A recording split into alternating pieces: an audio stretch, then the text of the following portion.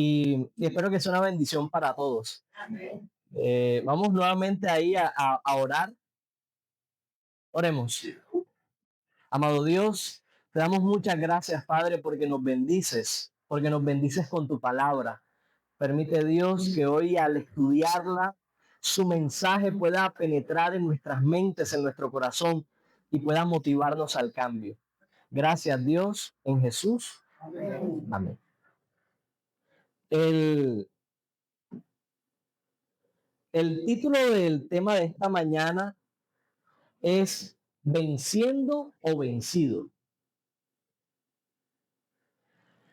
Y en un contexto así como bélico, como de conflictos y todo eso, vencer, el ganador, uno, ¿cómo se imagina eso? Pues todo fuerte, imponente quizá. En el contexto humano, a veces hasta altivo, arrogante, ¿verdad? El que siempre gana, como que se las pica, como que está así, ¿verdad? Con el pecho inflado. Y la Biblia recurrentemente utiliza esa expresión, vencer, una palabra griega, nikao. De ahí viene, bueno, los que saben de mitología griega, Nike. Bueno, Nike. La marca Nike, esa palabra viene del griego Nike, que significa victoria. Por eso, es una deidad griega que significa victoria, que te estaba con Nike, ganaba, básicamente. Eh, Eso hay un dato ñoño ahí para. Pero el punto es que el vencer, la victoria, se habla recurrentemente en la Biblia. Y si nosotros evaluamos nuestra vida, no me contesten, solo piénsenlo ahí en su mente. ¿Usted siente que es victorioso o siente que está siendo vencido? No me conteste, solo para que lo confronte y le dé vueltas ahí a esa idea. ¿Y será que soy victorioso o será que estoy siendo vencido? O de pronto algunos dirán, no, en algunas victoria, en otras, sí, como que puede pasar, ¿verdad? Usted reflexiónelo y téngalo ahí. En nuestra vida tenemos muchos retos, mucha oposición. Estamos en medio de una lucha espiritual. Y por momentos pienso yo que nosotros olvidamos ese detalle. Como que nos descuidamos y andamos en la vida así como, o sea, livianamente, voy a decirlo así. En estos tiempos, por ejemplo, de tanta inseguridad física, me refiero. ¿Será que usted sale confiadamente por cualquier lugar así y va así con el celular en la mano, en algún lugar por ahí? Nosotros pues no es usual que usemos joyas, pero imagínense usted una cadena de oro así por ahí, facilito. ¿Será que uno andaría? No, nada, no, porque los tiempos son difíciles, hay mucha inseguridad y uno tomaría sus precauciones, ¿verdad? Pero sabiendo que estamos en medio de una lucha espiritual, ¿será que nosotros estamos teniendo esas mismas precauciones? Y no les estoy diciendo que debamos vivir con miedo, pero sí les digo que debemos ser prudentes. Y la pregunta es, ¿estamos siendo prudentes? En el contexto de la iglesia muchas veces se habla de la mundanalidad y decimos, el mundo se está metiendo a la iglesia y decimos como que hay que ser prudentes, ¿verdad? No, el tema no es de eso, pero lo voy a mencionar solo para que usted lo analice. Eh, en algún momento se hacía mucho énfasis en que no fuésemos al cine, por ejemplo. Y el argumento que se daba, ¿no? Porque es que ahí pueden pasar cosas inmorales, lo que se ve, tal. Y listo, dale, vamos a dar por hecho que eso es tal cual así. Mi pregunta es, ¿toda esa información o esos hechos inmorales que se ven, no lo vemos a veces desde nuestro celular, en la casa, en el cuarto donde nadie nos ve? Y entonces como que nos protegemos por una parte, que digo yo, a veces es más como espaviento, así como, cuidado con tal cosa, y en lo que deberíamos ser aún más prudentes y diligentes, no lo somos. Entonces nos quedamos como con un cascarón, como con una forma de algo, y olvidamos el centro, olvidamos el principio que deberíamos estar viviendo. Y quizá eh, los buenos modales, voy a decirlo así, la buena conducta de uno como ciudadano, como miembro de una familia, pareciera que es como ser buen cristiano. Y les digo, no necesariamente. Y me voy a explicar. Si yo desde acá o alguno acá dijera alguna mala palabra, recibiría la censura, oye, oye, hermano, el murmullo. Eso está mal, esa palabra no se debe decir. Eso es un modal. Por diferentes razones, el tema del lenguaje es bien interesante. ¿Por qué cosa es una mala palabra y por qué no y cuándo sí? Ahora voy a dar unos ejemplos. Pero el punto de esto es que, listo, yo me cuido, no digo ninguna mala palabra, pero yo maltrato a mi hermano, lo insulto. Yo puedo insultar a una persona sin decir ninguna mala palabra. Si ven al punto al que me dirijo, entonces me cuido de no decir ninguna mala palabra, porque los cristianos no dicen esas palabras, pero olímpicamente o diplomáticamente vengo insulto a mi hermano y pareciera que no capto ese, mi filtro no sirve, se pasa. Y así muchas cosas, hermanos, estamos siendo guardianes de formas y de ceremonias, porque eso no lo hacen los cristianos, entre comillas, pero el centro está carcomido. Pero el principio está perdido. Y eso es algo que cada uno de nosotros debe evaluar. No estoy diciendo con esto que no sea importante ser cuidadoso, que no sea importante tener edad, no estoy diciendo eso. Estoy diciendo que no perdamos el centro, el foco. Voy a ahondar más para incomodarlos un poquito. Si yo les preguntara a ustedes, ¿cuál es el distintivo o cuáles son los distintivos de la iglesia adventista del séptimo día? ¿Ustedes qué me dirían? Es decir, ¿qué es eso que es diferente, que nos distingue? Voy a decirlo de otra manera. ¿Qué hace que los demás deban venir acá porque somos diferentes, porque hacemos qué? ¿Qué es ese? ¿Qué dicen ustedes? Se van a equivocarse. Usted puede dar su opinión. Yo no, yo creo que tal cosa. Es el amor a Dios que expresa.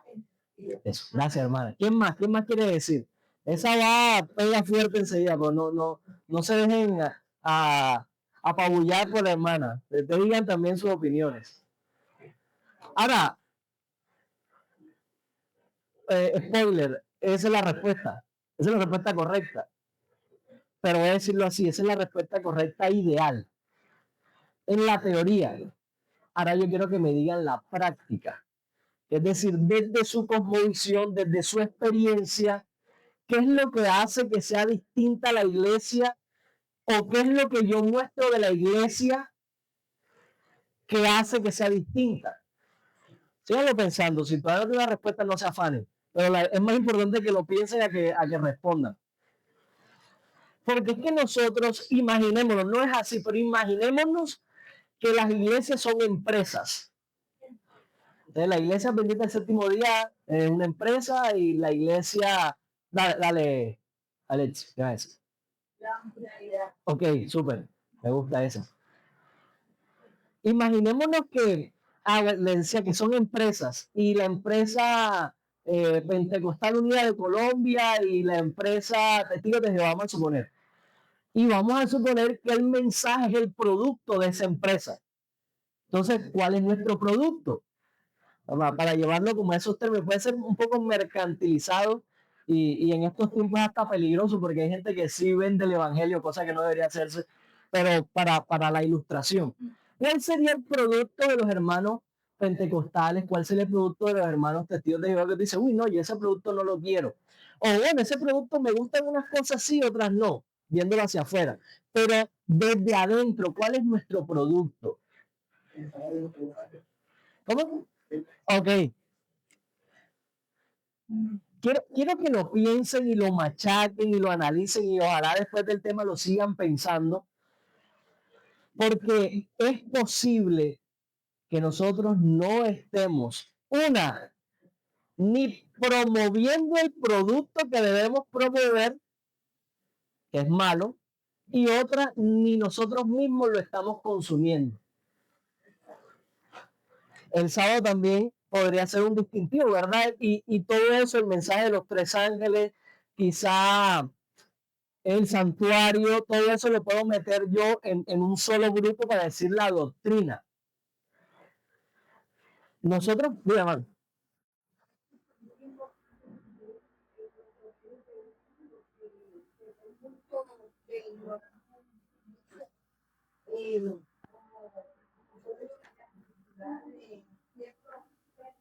ok, ok, súper, súper. Eso podría unirlo a lo de Alexis de la hospitalidad, ¿verdad? La caridad, me gusta. El testimonio, ok. ¿Por qué les digo esto? Ahorita estaban hablando de evangelismo y el evangelismo es un milagro, eso es una obra de Dios. Hay una parte humana que uno puede hasta ensayarla, cómo acercarse a la persona, cómo dar un estudio bíblico, a qué hora llegar, a qué hora. Eso se enseña desde la forma, ¿verdad? Desde lo humano. Pero lo divino va por sobre todas esas cosas. Yo he escuchado testimonios, ustedes saben que se recomienda no ir a visitar ni dar estudios bíblicos en horas de comidas. Y yo he escuchado testimonios de todo al revés, o sea, iba como a las horas más impertinentes, vamos a decirlo así. Y fue poderoso, porque es un tema espiritual, es un tema que supera lo humano. No estoy diciendo que haya que desoír los consejos humanos, no, todo eso hay que tenerlo en cuenta, pero en medio de todo eso, tener en cuenta que es una obra espiritual, que es una obra divina, y eso cambia el enfoque hasta de nuestra disposición. Porque si usted es consciente que es una obra divina, usted no va a hacer esa mala cara, creo yo. Si usted lo ve como algo humano, pues ay, que ese hermano es más pesado, uy, que ese hermano tal, obvio, humanamente tú podrías explayarte en lo que te gusta y lo que no te gusta, pero si tú lo ves como un llamado de Dios, el escenario cambia, o sea, yo no, ay, uy, es el llamado de Dios, no debería ser, ¿verdad? Pero también, para evaluarlo ahí. Vamos a buscar en el Evangelio según Juan, el capítulo 16.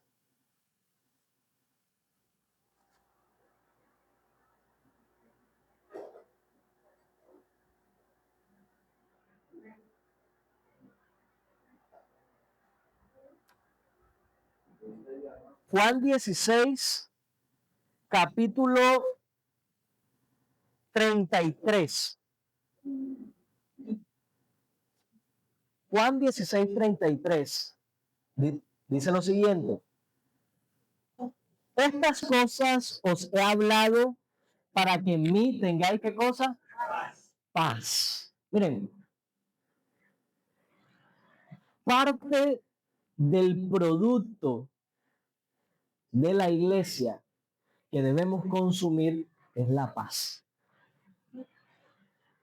Si usted no tiene paz, usted tiene que evaluar qué producto está consumiendo.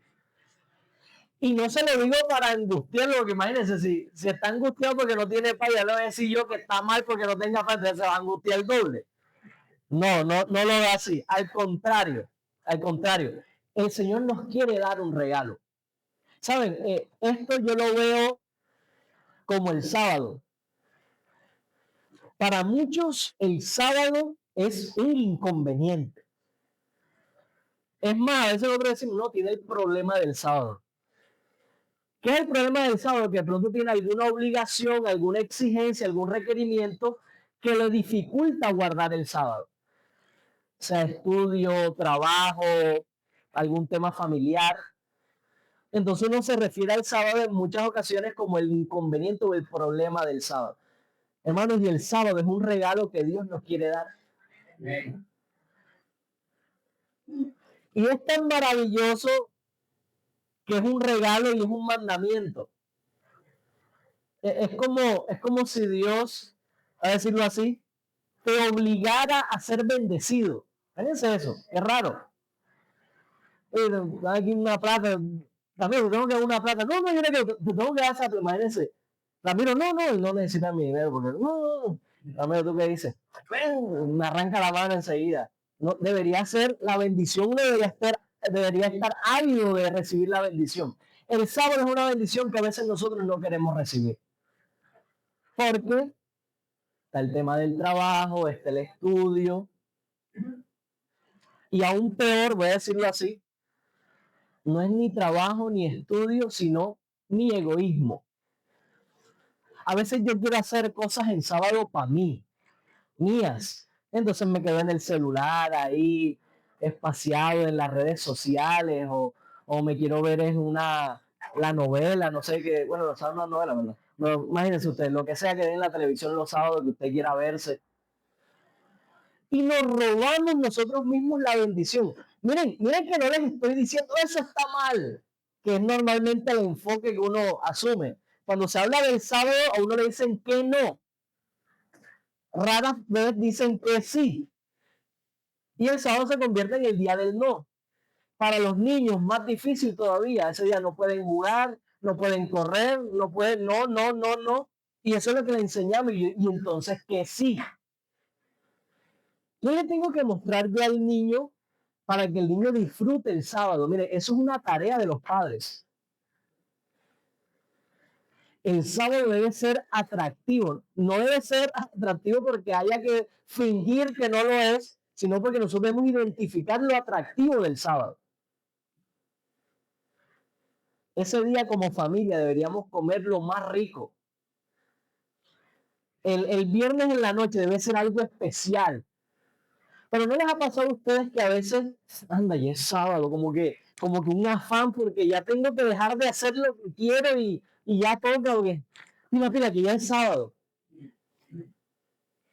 Estamos mal enfocados. Estamos consumiendo el producto con las indicaciones erradas.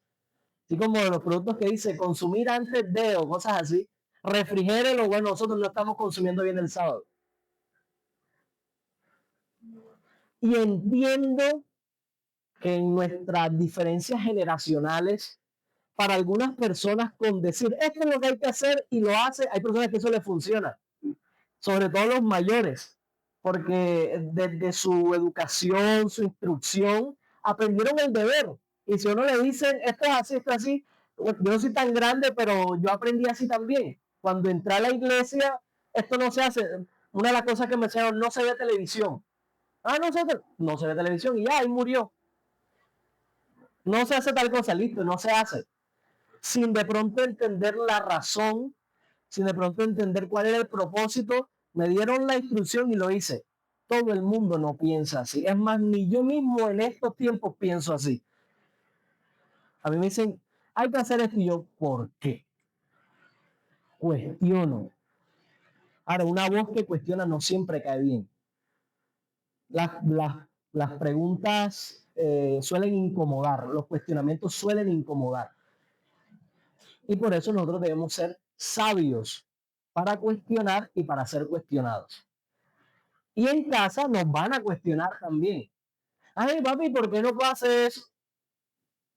No porque no. No porque yo digo, esa razón le va a funcionar como hasta los 10, si acaso. Después de ahí no le va a funcionar. Va a generar más rebeldía, más choque. No, mira, este es el día especial para Dios, este es el día especial de la familia. Ven, vamos a jugar, pueden jugar, ¿saben que pueden jugar, verdad? Algo, un juego que ennoblezca el alma, que nos haga pensar en la creación. Hay muchas cosas. El Señor me puso para hablar, yo no iba a hablar de eso, pero ya se los dije. Reflexionemos sobre lo que estamos viviendo y cómo lo estamos compartiendo.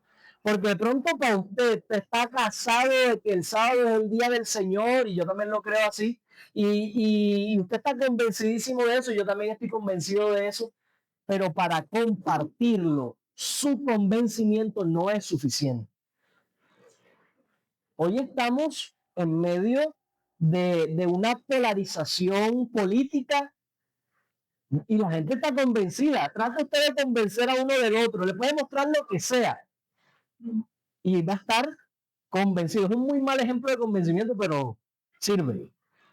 Usted está convencido ahora de que la iglesia adventista del séptimo día es la iglesia verdadera. Yo también puedo estar convencido de eso.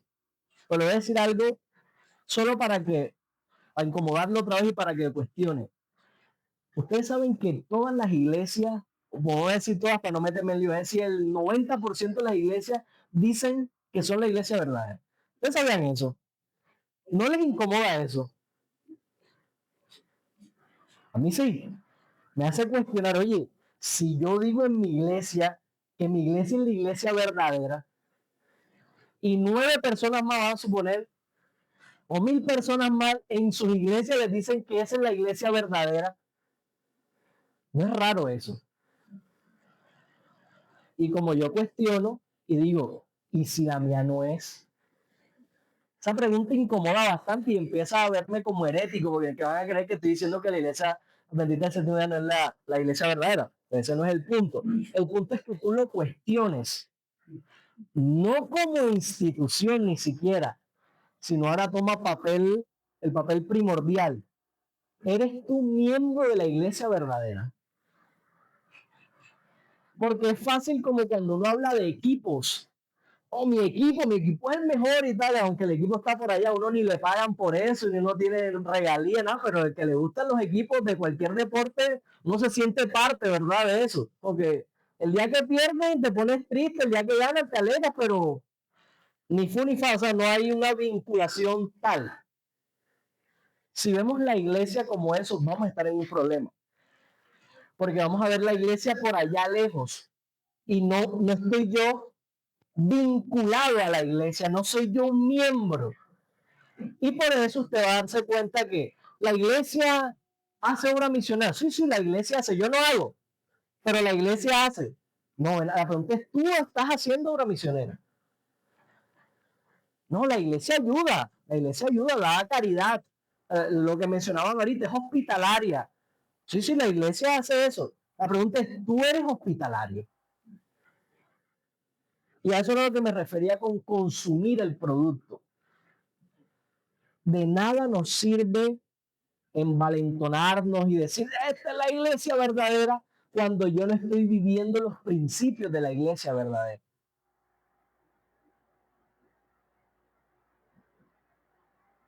Ahorita les preguntaba distintivos de la iglesia adventista, ¿qué era diferente? Ahora, si yo les digo, ¿cuáles son los distintivos de la iglesia verdadera? ¿Se parecen? No me respondan. ¿Se parece a eso que estábamos pensando de la iglesia adventista? Y ahí es donde está el quiebre, porque quizá a lo que le hemos dado más importancia no sea lo más importante. Y todo eso lo dije desde la paz.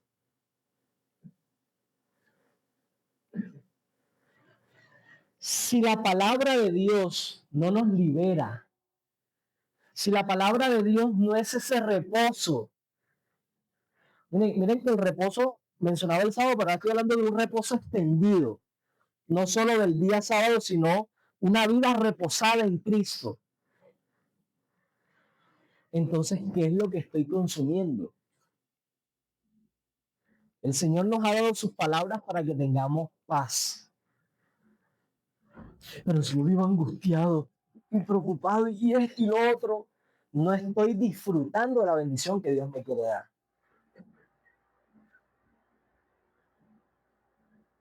Y ahora viene la segunda parte del versículo que se pone más compleja, de Juan 16:33.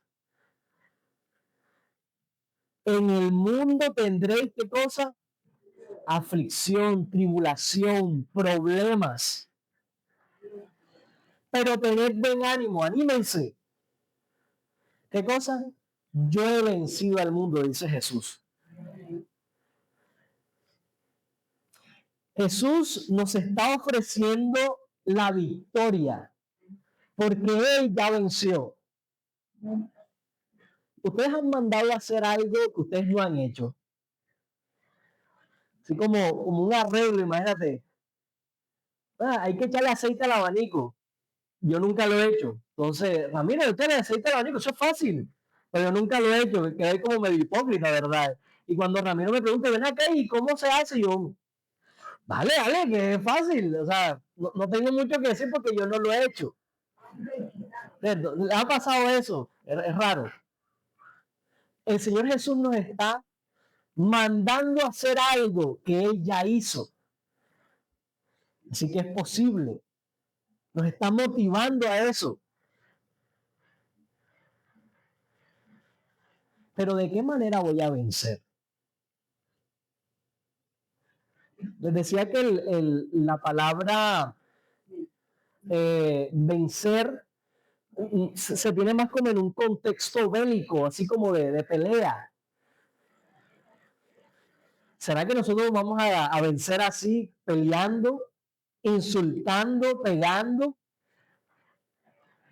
Miren, hay personas que con la Biblia justifican la violencia. Y ahí es donde uno se pregunta, ¿y cómo leen la Biblia? ¿Cómo hacen?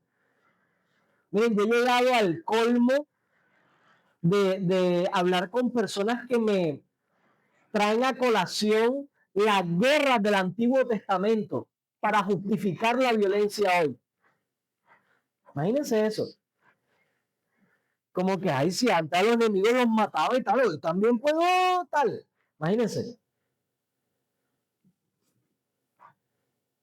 Y ahí es donde te das cuenta que aún con la Biblia, que es la verdad, podemos dar un mensaje erróneo. Y es que el mismo enemigo citó la Biblia. Y aunque el mensaje era verdad, o la porción de la Biblia era verdad, él lo estaba usando en un contexto engañoso, tramposo. Ahora yo te digo a ti, ¿y qué tal si tú estás usando la Biblia igual? ¿Y qué tal si a las conclusiones que tú llegas usando la Biblia son erróneas? Por eso es que les decía que nuestro convencimiento no es suficiente. Porque tú puedes darle un bibliazo a alguien y decirle, aquí dice que el sábado es el día de reposo. Y vuelvo y les digo, yo lo creo. Pero la Biblia también dice otras cosas. Y tú no vienes y dices, aquí dice esto, porque sabes que no te conviene. Entonces, no, es que hay que interpretarlo bien, y ahí cambia el discurso. Por eso es que hay que ser cuidadosos en la manera en que presentamos el mensaje.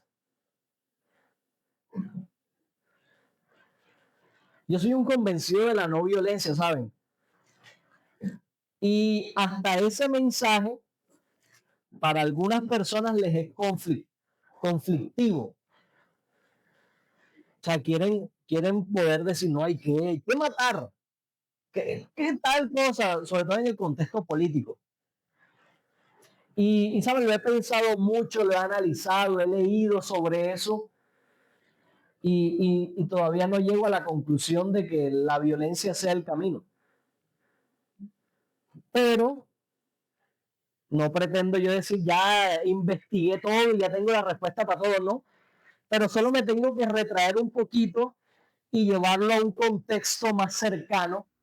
Estoy diciéndolo porque cuando se habla de guerras, tú dices, entonces no, ¿cómo haces tal? Las razones de las guerras y todo, que me parece algo súper nefasto y que contribuye más al egoísmo del ser humano y a la acumulación de riquezas. ¿O piensen usted qué guerra es buena? ¿Qué guerra está justificada para decir, oye, es que este es el bueno y es el malo? En la guerra no hay buenos y malos, hay violentos. Ese es mi punto de vista y se lo comparo, usted puede analizarlo como quiera. Pero voy a traerme de allá para no meterme en eso que es más complejo, sino a nuestro contexto aquí más íntimo. ¿Es justificable la violencia en nuestro contexto? Para algunas personas sí. Porque el texto de Romanos 12:21 que nos dice que debemos vencer el mal con el bien, entonces viene la persona, ay, si me está haciendo mal, entonces me dejo. Ay, si me pega, yo también pego. Y tenemos una visión, les digo, muy humana y muy mundanal de la justicia y de la venganza. Ahora, ¿de quién es la venganza? Usted no debe meterse en ese lío. No, pero me la tengo que cobrar. Ni el que me la hace, me la paga. Ese mensaje no es bíblico. Ese estilo de vida no es propio de la iglesia verdadera. Y ahí vuelve y nos traigo el tema de la iglesia verdadera. ¿De qué me sirve a mí estar en la iglesia verdadera si no vivo los principios de la iglesia verdadera? Somos bendecidos, les digo, tremendamente por Dios al estar en esta iglesia. Pero si no consumimos el producto, vamos a perder el tiempo. Y si no le hacemos buena publicidad al producto, no vamos a traer a nadie. Y por eso es tan importante que usted lo tenga claro. Les digo, por mucho tiempo, y como me gusta el estudio de la Biblia, quizá me enfocaba más en la doctrina, en tener claro todo eso, y eso hay que tenerlo claro. Pero si la doctrina es el producto que yo comparto, no voy a ser tan atractivo. Me refiero al mensaje de la iglesia.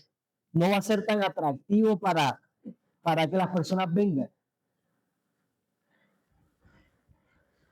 Y por eso es importante que nosotros cuestionemos eso. Y les digo, es posible que para nosotros sea suficiente. Es posible que a usted le guste, así como se hace, tal cual. Pero no pretenda que así le va a gustar a todo el mundo. Y no pretenda que así va a atraer. Jesús físicamente no tenía un atractivo. O sea, no era así como que, ay, qué rico, andemos con él porque tal cosa. Pero les pregunto, Jesús era atrayente. ¿Qué hacía Jesús? Piénsenlo, no me digan, piénsenlo nada más. Ahora les digo, tú te comportas como se comportaba Jesús. Las características que estábamos pensando ahorita de la iglesia verdadera se parece a Jesús. Ese es el divorcio que hay. Y eso una brecha, hay que acortarla. Porque quizás nos hemos vuelto expertos en iglesia y no expertos en Jesús. ¿Verdad? Javier decía, yo ya bastante tiempo en la iglesia. Y uno esperaría con eso, ¿verdad? Que esa experiencia nos sirva para la vida espiritual y para atraer personas a los pies de Jesús. Y les digo, nos podemos perder dentro de la iglesia. Porque nos podemos volver iglesianos y no cristianos. Porque esto es un sistema. Es una manera. De hecho, es el mecanismo, la herramienta que utilizó Dios para unir a los que están en el camino de la salvación. Pero si nosotros nos quedamos solo con la forma y perdemos el centro, nos volvemos expertos en iglesia y no expertos en Cristo. Frente a ese escenario de la violencia, buscar otro texto que me parece bastante esclarecedor. Ahí mismo en el Evangelio de Juan, el capítulo 18, versículo 22 y 23. Juan 18, 22 y 23. A ese episodio yo le hice un video en el canal de YouTube, se llama ¿Por qué me pegas? Y se los invito ahí para que le echen la miradita cuando quieran. Jesús está ante Anás y Caifás, versículo 22. Cuando Jesús dijo esto, uno de los criados que estaba allí le dio una bofetada diciendo, así respondes al sumo sacerdote. Esa escena a mí me indigna. Me estaban pegando a Jesús por una respuesta sensata que había dado.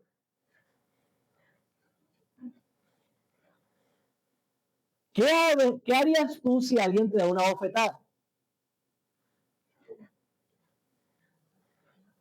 ¿Le pegas otra?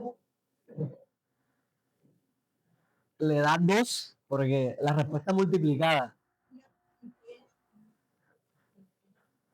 Tremendo. ¿Quién llega a ese nivel? Es tremendo. ¿Saben?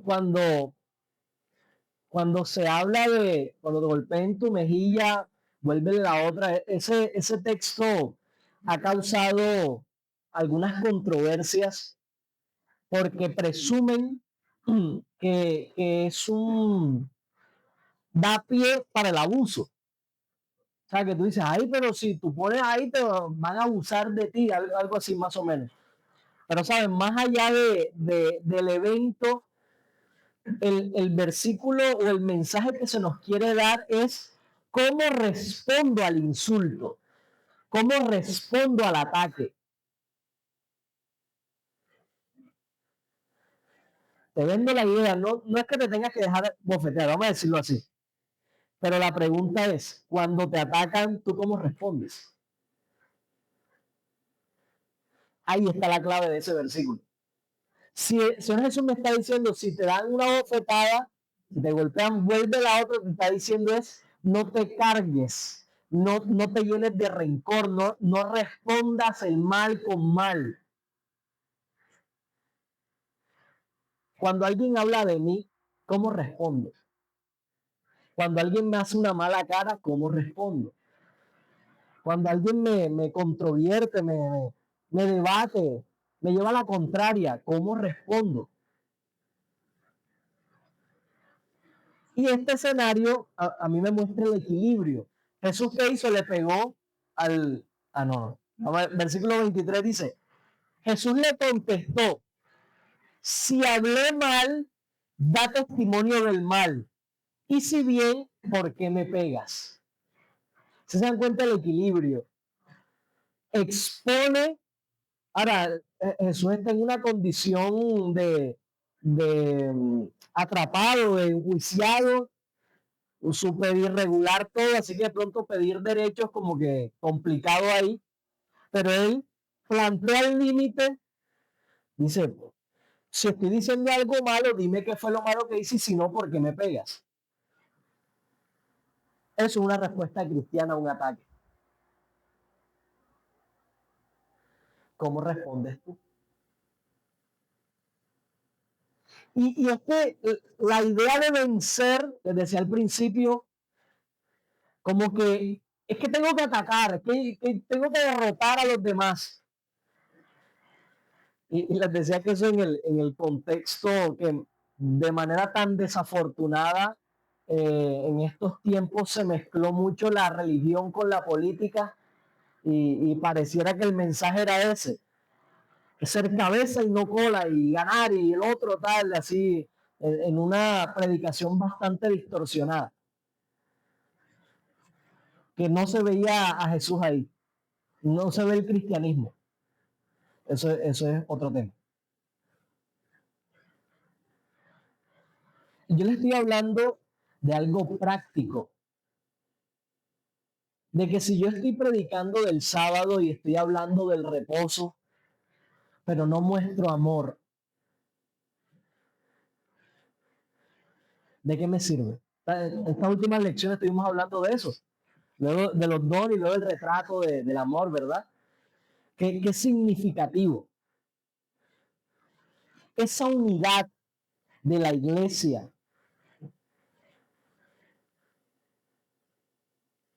que a veces nos hemos quedado con la unidad doctrinal, ¿saben? O sea, es importante que todos sepamos lo mismo, que todos tengamos claro nuestras creencias, y sí es importante, pero la unidad va más allá de la creencia o de la doctrina. Miren, nosotros creyendo lo mismo, debatimos, y está bien, y podemos tener puntos de vista diferentes frente a una misma verdad, y está bien. ¿Cómo reacciono con mi hermano? Es lo que hay que evaluar. Y algunos lo despreciamos. Y tiene esas ideas raras, tal. O no nos cae, hermano, así no es. Y tal, insultamos, ofendemos. En nombre de la verdad. Nuestro cristianismo debe parecerse a Cristo. Y hay cristianismo sin Cristo. Lastimosamente, en muchos lugares, en muchas personas. Escuchaba alguien que decía que ya ni siquiera se quería denominar cristiano, imagínense, por lo mal utilizado que está el mundo, el concepto del cristianismo. Esa persona decía, ya ni me denomino cristiana por eso. Me pareció fuerte. Y es que, verdad, a veces meten a los cristianos, nos meten a todos en una misma bolsa, que uno dice, no, yo no, eso no me identifica a mí como cristiano, pero esa es la etiqueta que tenemos, así que toca, toca aguantarla. Pero que tu cristianismo se parezca a Cristo. Esa es la clave. Ese debería ser el distintivo. Voy a utilizar dos textos más. Voy a volver a Romanos, que lo utilizamos de base, Romanos capítulo 12.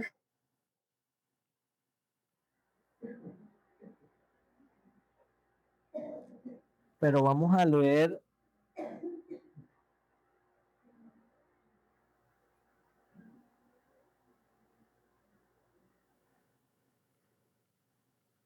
bueno, voy a leer varios versículos rápidamente. Romanos 12, desde el versículo 9. Voy a leer desde ahí. Voy a leerlo rápido porque son bastantes versículos. El amor sea sin fingimiento. Aborreced el mal y seguid el bien. Amaos unos a otros con afecto fraternal. En cuanto a la honra, dad preferencia a los otros. En el trabajo no seáis perezosos, sed fervientes en espíritu, sirviendo al Señor. Versículo 12, gozosos en la esperanza, sufridos en la tribulación, constantes en la oración. Contribuid a las necesidades de los santos, practicad la hospitalidad. Bendecid a los que os persiguen, bendecid y no maldigáis. Me voy a detener ahí. Porque nuevamente nos pone en ese escenario de la guerra. Nos están persiguiendo, nos quieren hacer mal. ¿Y nosotros cómo vamos a pagar? Con bien. Y ahí tenemos una tarea. ¿Cómo pago con bien? ¿Sí se dan cuenta de eso? Yo tengo a alguien en el trabajo que, un ejemplo, que me lleva en la mala, ¿cómo pago con bien? A veces nuestra actitud es más pasiva. Es decir, esa persona tiene algo contra mí, yo no digo nada, no me quedo callado, ni hablo con esa persona. ¿Está bien esa respuesta? Está bien a medias. Porque nosotros estamos llamados a bendecir a los que nos maldicen. Hermano, a veces no bendecimos ni a los que nos bendicen. A veces estamos aquí en la iglesia con personas que nos están sirviendo y nos quejamos y nos maltratamos. Yo he visto en el contexto de los campamentos, por lo menos el campamento de retiro de carnavales que es casi autofinanciado, porque ahí no se hace con ánimo de lucro, o sea, lo que se reúne es para poder comprar todas las cosas. Hermanos, hay personas que se quejan del que le está sirviendo. Oye, ¿por qué aquí? Y tuvo que buscar la finca, tuvieron que organizar una gestión tremenda. Yo no nada más di un dinero y ya con eso uno cree que a veces ni el que nos bendice, nosotros lo bendecimos. Tenemos una tarea ahí. Les decía, en el ejemplo del problema en el trabajo, el que nos quiere hacer mal, yo tengo que bendecirlo. ¿Cómo? Esa es la tarea. Esa es mi hermano. Ah, no. Entonces sí pensé que estaba. ¿Cómo lo bendigo? Ahora, para usted pensar en cómo bendigo al que me está haciendo mal, en tu corazón no debe haber mal. ¿Qué debe haber? Amor. Es la única manera. ¿Tú crees que uno ardido así porque, ¿cómo lo bendigo? ¿Cómo lo bendigo? O sea, no, vamos a querer es contraatacar, vamos a querer es hacer daño. Llenos de amor. Ahora, ¿será que el amor falta? ¿Será que no hay una fuente así de buen amor para llenarnos? Claro que sí, Dios es amor. Dios es la fuente del amor. Así que si tú te estoy poniendo el reto de que bendigas al que te maldice y tú, nada, no me alcanza, ¿a dónde tienes que ir? A Cristo. Nuestras falencias, nuestra necesidad, en vez de apartarnos de Dios o en vez de hacernos sentir poca cosa, lo que nos debe hacer es llevar a Cristo, nos debe conducir a Cristo. Por eso la ley es un ayo que conduce a Cristo, es un servidor. Porque cuando yo me veo en el espejo de la ley, no irá falso testimonio contra tu prójimo. A mí me gustan unos chismes, no estoy ni seguro de si es verdad, pero me encantan esos chismes. Nada, no cumplo. ¿A dónde tengo que ir? Dios. La ley tiene ese propósito. Pero si yo cojo la ley y sin amor quiero cumplirla, capaz que te alcanza. Pero como los fariseos. Y tú dices, yo no mato a nadie. No amas a nadie, pero no matas, según tú. Y ahí Jesús viene y nos dice, oíste que fue dicho, no matarás, pues yo digo, el que le diga imbécil a su hermano será culpable de juicio. Es lo que se conoce como la magnificación de la ley. Y no, es que ese es el principio de la ley. Por eso les decía ahorita, no nos quedemos con el cascarón, no nos quedemos con la superficie y entendamos el principio. ¿Cuál es el principio del sábado? El reposo en Dios, considerarlo el creador. Pero si yo, aunque no estoy trabajando, estoy distraído en mis cosas, ¿estoy guardando el sábado? Pues no. Y ese sería triste. Y voy a decirlo así, suene un poquito feo, mejor voy a trabajar algo útil. Pero nos engañamos en que, no, yo todos los sábados vengo. Y ya con eso creo que estoy guardando el sábado. Y vuelvo y les digo, yo ni siquiera lo estoy pensando como algo que debes cumplir. Vamos a ver, cumpliste. No, es como el regalo que Dios te está dando y tú lo estás desperdiciando. Porque te distraes, porque pierdes el tiempo, lo que sea. Sigo. Versículo 15. Gozaos con los que se gozan, llorad con los que lloran. 16. Sed unánimes entre vosotros, no altivos, sino asociados con los humildes. No seáis sabios en vuestra opinión. De eso conozco un poco. Sabios en su propia opinión. No paguéis a nadie mal por mal. Procurad lo bueno ante todos los hombres. Versículo 18. En lo posible, en cuanto dependa de vosotros, tened paz con todos. No os vendéis vosotros mismos, amados míos, antes dar lugar a la ira de Dios, porque escrito está, mía es la venganza, yo pagaré, dice el Señor. Versículo 20. Al contrario, si tu enemigo tuviera hambre, dale de comer. Si tuviera sed, dale de beber. Actuando así, ascuas de fuego amontona sobre su cabeza. Lo apenas, lo pone rojo.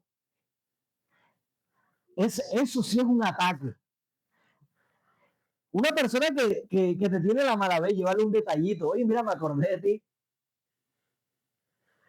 Eso ronca, hermano. Eso es revolucionario. Porque lo correcto, humanamente, ¿qué? Apenas me dé oportunidad, yo también tiro mi puya y soy sarcástico e irónico. Bueno, esos son ataques. Eso es pasivo-agresividad. Y en la iglesia se ve mucho de eso, ¿saben? Y se los digo con respeto, siendo miembro también de la iglesia, para que lo evaluemos. A veces hacemos, josiqueamos, dicen, al otro, somos irónicos. ¿Por qué? Porque no les podemos pegar. Donde le pudiéramos pegar otra cosa sería, pero nos contenemos, entonces damos palabras hirientes del otro, y que no debe haber eso en nuestro medio, hermano. No debe haberlo. Y es un momento de que como iglesia nosotros nos reconciliemos. Y si en algún momento le hemos hecho daño a alguien, hermano, vaya y pídale perdón. Si usted está siendo consciente, oye, de pronto sí. Yo he visto casos de esa pasivo-agresividad que les digo. Están hablando una junta. Permíteme la palabra, pero permíteme la palabra. Está siendo diplomático, según, y está siendo grosero, está mandando a callar a otra persona. No nos refrenamos, no tenemos ese cuidado, porque nos falta amor. Y ahí hay una tarea. Y les digo, es importante, es vital la obra misionera. Pero para que esa obra misionera sea fructífera, debe haber unidad en la iglesia. O si no, vamos a traer más gente para una guerra de pandillas. Este lo traje yo, vente para acá, porque aquel hermano está el grupito este, el grupito aquel, y así andamos. Ese es el mensaje que hay que dar. Llenamos la iglesia de qué? De más violencia, de más conflicto, porque no hemos logrado resolver nuestros propios conflictos. Hermanos, el Señor nos quiere bendecir, nos quiere dar, pero, bueno, si yo no logro perdonar a mi hermano que está aquí, que cree lo mismo que yo, que hemos afrontado tantas cosas juntos, ¿cómo llegamos al nivel de bendecir a los enemigos? Que todo el tiempo que hemos pasado en la iglesia, que se debería convertir en experiencia, en crecimiento, lo podamos nosotros contrarrestar y comparar, si es que aunque ha pasado mucho tiempo, quizá yo no me he comportado cristianamente. Hermanos, y el conflicto va a existir. El conflicto es propio del ser humano. Conflicto no es malo, el conflicto es diferencia. Yo voy a poner un punto en la junta para que pintemos la iglesia de rojo. Hermano Vladimir dice que de azul, ya eso es un conflicto. Yo no tengo nada en contra de él, pero son dos colores que no son el mismo color. Ya esa diferencia es un conflicto. Ahora, ¿cómo resolvemos el conflicto? Pues vengo y saco ya que hermano Vladimir siempre con su idea y acá era el color nada más y empezó a atacar a la persona. ¿Por qué? Porque tenemos cuenticas pendientes que no hemos trabajado. Y mientras no sanemos eso, en un sentido especial, hermanos, nos volvemos unas iglesias como sepulcros blanqueados. Que por fuera está todo organizadito, todo bien puestecito, pero por dentro todo lo feo, porque no hemos sido capaces de tener esas conversaciones incómodas, porque son incómodas, pero esas conversaciones incómodas dan relaciones sanas. Y se trata de, en la iglesia constantemente vamos a exhortar, vamos a hacer llamados, esa es la naturaleza de la iglesia. Y si usted dice, no, a él no se le puede decir nada porque se ofende. O de pronto, no, es que yo digo las cosas muy feas, entonces mejor no digo nada. Y nos quedamos ahí, nos vamos atrofiando. Así que con todo ese contexto que me parece un texto maravilloso, ese capítulo 12 de Romanos. Termina el 21 diciendo, que fue el que utilizamos como base: no seáis vencidos por el mal, sino vence el mal con el bien. Si alguien me trata irónicamente o sarcásticamente y yo respondo igual, ¿estoy venciendo el mal? No, al contrario, estoy siendo yo vencido por el mal. Y ahí quiero, ese es el centro del tema. ¿Venciendo o vencido? Si uso los mecanismos del mundo, estoy siendo vencido para todo. Miren, hay personas que para la obra misionera justifican el engaño, justifican el maltrato, la trampa. Porque es por un alma. Y justifican malas conductas. Yo he visto personas maltratando a otras en una campaña. Y que porque la comisión esta no hizo aquello, tal, y entonces maltratando. Y a veces hasta los amigos que vienen a recibir, ven eso. ¿Usted cree que eso es un mensaje que se da ahí? Bueno, sí es un mensaje que se da, pero no bien malo, no bien negativo. Disfrutemos la iglesia en la que el Señor nos ha puesto, porque es una tremenda bendición. Pero consumamos el producto que es. Termino con Juan, el Evangelio según Juan, capítulo 13, versículo 35. Yo les pregunté ahorita, ¿cuál es el distintivo? El distintivo es el amor y esa unidad. Mano, si no hay unidad, no damos el mensaje. Jesús colocó la unidad como una muestra, como una evidencia del poder de Dios, para que ellos sean uno, así como tú y yo somos uno. Y por eso tendríamos nosotros que replantearnos. ¿Está la iglesia unida? Somos como un solo cuerpo. Tenemos todas las cosas en común. No hay rencores, no hay problemas, peleas. Juan 13:35. En esto conocerán todos que sois mis discípulos, si os amáis unos a otros. Yo pensando en la camiseta que diga Adventista el séptimo día, para que sepan que somos, y camino a Sion, para que todos sepan que el distintivo, ¿cuál es? El amor. Pero no trivializado. Eso es lo otro, que hablan de amor y amor, no. El amor que estudiamos esta lección. El amor genuino, que todo lo sufre, que todo lo puede, que no se envanece. Ese, que no tiene orgullo. Esa lección fue de tremenda bendición para todos, hermanos. Ese es nuestro distintivo. Ese debería ser la iglesia del amor. Lo mencionaban ahorita, la hospitalidad, que la gente quiere estar aquí. Oye, qué rico pasar tiempo con ellos. Todo lo demás que hemos mencionado, la doctrina, el mismo orden, la manera como alabamos, todos esos son elementos accesorios. El centro debe ser el amor. Esa es la mejor predicación. Si tengo todo lo demás, pero no tengo amor, de nada sirve. Y necesitamos, hermanos, estar con la fuente. Así que esa es la pregunta. ¿Quieres vencer o ser vencido? Vencer. Yo quiero vencer. ¿Quiénes quieren vencer con el Señor? Tienes que estar lleno de amor. ¿Quién quiere ese amor? Vamos a colocarnos en pie, vamos a orar.